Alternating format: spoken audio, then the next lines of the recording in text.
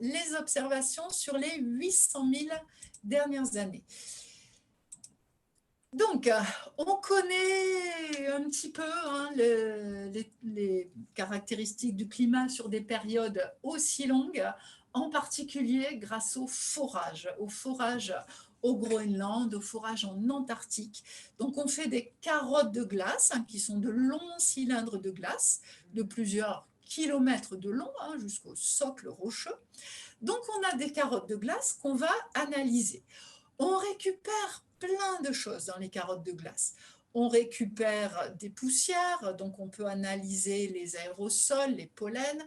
On récupère des bulles d'air, donc on va pouvoir analyser la concentration de différents gaz dans les bulles d'air. Et puis on va aussi pouvoir analyser les isotopes de l'eau, en fait, puisque l'eau, H2O, est constituée d'atomes d'hydrogène, d'oxygène, et donc on va analyser la concentration respective des isotopes 16 et 18 de l'oxygène de la glace. Donc on ne va pas rentrer dans les détails, mais on peut juste mentionner que c'est une analyse isotopique de la glace qui permet vraiment de reconstruire la température de façon précise. Donc c'est comme ça qu'on peut présenter la courbe de température sur des périodes aussi longues. Voilà, donc ça, on va sauter. On fait aussi des forages, d'ailleurs, des forages sédimentaires, au fond des lacs, au fond des océans. Donc, tous ces forages, ça va nous apporter, on fait des mêmes principes, des analyses isotopiques de ces forages sédimentaires. Donc, ça nous permet vraiment de reconstruire la température sur de très longues périodes. Le support, je pense que vous pourrez l'avoir si vous voulez le rebalayer à un rythme un peu moins effréné.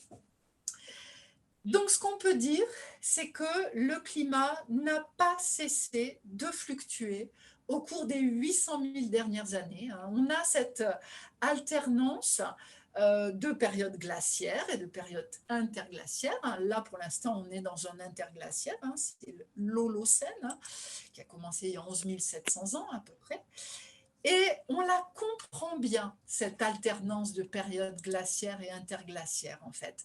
On la comprend bien, et c'est l'astronome serbe Milanković, voilà sa tête, voilà l'astronome serbe Milanković qui a fait le lien entre les fluctuations des paramètres orbitaux de la Terre et l'alternance de périodes glaciaires et interglaciaires. Puisque les paramètres orbitaux de la Terre, en fait, qui sont constants à l'échelle d'une vie humaine, ces paramètres orbitaux ne sont pas du tout constants sur les temps climatiques. Et donc, sans entrer dans les détails, on peut retenir que parfois, les paramètres orbitaux de la Terre favorisent des étés plutôt doux et des hivers plutôt froids. Et puis parfois des étés plutôt très chauds et parfois il y a de forts contrastes entre les saisons et parfois de plus faibles contrastes. Et quand on a des étés plutôt frais, en fait, c'est-à-dire que les contrastes entre les saisons sont peu marqués, donc des étés plutôt frais, on a une persistance en été, en fait, des calottes polaires qui vont pouvoir s'étendre. D'année en année, les calottes polaires s'étendent. Et c'est ça qui va permettre l'entrée en glaciation. Quand on a des étés plutôt frais, le fait d'avoir persistance des calottes polaires va faire que l'albédo, c'est-à-dire la fraction du rayonnement solaire incident, l'albédo va augmenter parce que la glace, la neige, réfléchissent très efficacement le rayonnement solaire.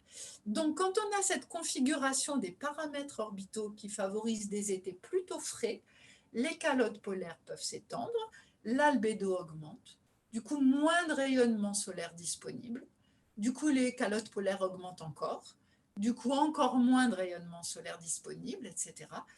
Donc, on a une entrée en glaciation. Donc, résumé en 1 minute, ce sont les paramètres orbitaux de la Terre autour du Soleil qui pilotent l'alternance de périodes glaciaires et interglaciaires. Et ce sont les variations de température qui, dans le passé, piloter des variations de CO2. Parce que quand la température évolue, quand la température de l'océan diminue, il a une moindre capacité à dissoudre du CO2. Donc, quand la température de l'océan, je me suis mélangée en plus à la force d'aller vite, quand la température de l'océan augmente, désolé, il a une moindre capacité à dissoudre du CO2. Donc, il va dégazer du CO2 dans l'atmosphère. Et donc, c'était la température, elle-même forcée par les paramètres orbitaux, qui, dans le passé, forçait les variations de CO2. Mais on est sorti de cette logique. Maintenant, c'est le CO2 qui mène la danse. C'est le CO2 qui fait le forçage.